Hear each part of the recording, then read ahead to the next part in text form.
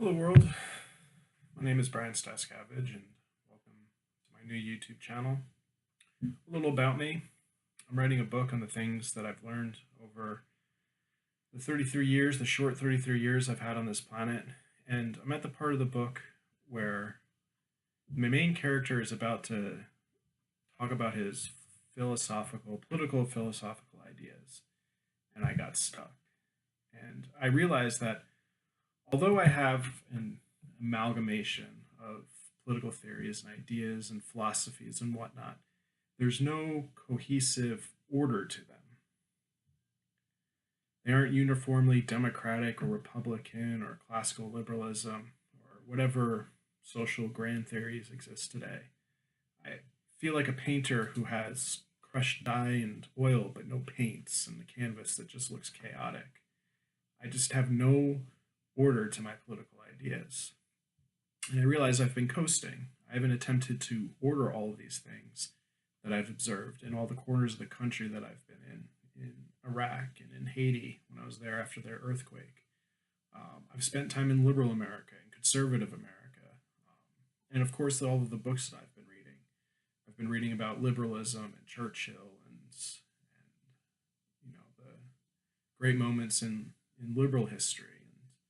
Then I've been reading about fascism and Hitler, and then I've moved on to Marxism with Trotsky and whatnot.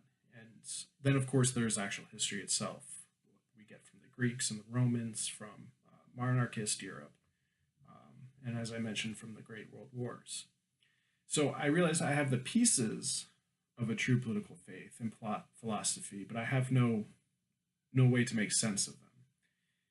And so the beginning of this channel, this first series, the next several videos I'm going to be putting together, I'm going to start thinking deeply about these things that I've seen and observed and learned, and see if I can put sort of cohesive ideology together.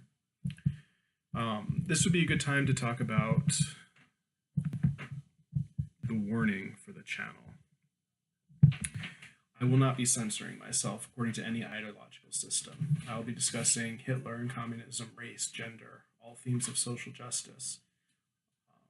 This channel will be reaching for truth, real truth, as close of a look as possible at that truth. Where and how I get there, and if this channel gets an audience, how we will get there, nothing will be denied because it makes one group uncomfortable or offended or feeling oppressed. If Marx says something that contains truth, I'll consider it. If the race identitarians or race realists or alt-right or whatever you want to call them, or black supremacists or feminists or socialists, fascists, or whoever says something that I believe contains a truth in it, then it will be considered. I don't care how frothingly mad it makes some people. This is a search, deep search, a deep thought for political truth and order, so we can put some sort of sense into the world we live in. And that truth is the starting position for this channel, or what truth is. And I have a very specific idea of what I mean when I say truth. And I think a better word might be perfection. That a truth is something that contains a piece or a slice or a flake of perfection, a seed or something deep inside of it. And what is this perfection or truth? We can feel it. We have this inner metric inside of us that exists inside of us, and it speaks louder for some people. Some people can understand it better than others. The people who can understand it, we call them artists. Somebody feels, a certain feeling or emotion and is not able to express it in words, but when you put a canvas and some paints in front of them, they create something amazing. Those people deeply sense truth, and they try to communicate it with us somehow. And I believe the source of that truth is in its perfection. And so you can feel it. You can feel it when you watch your favorite movie, or when you listen to your favorite song, that moment in the music where that note hits just that right spot, and the hairs on your arms stand up, and you feel overwhelmed and transported. Some people call it an aesthetic frisson.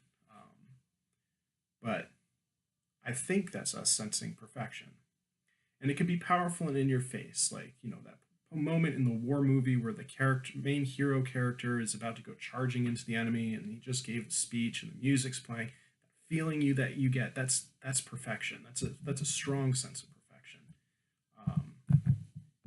and where you just, think back on it, you go, wow, that's a pretty good movie.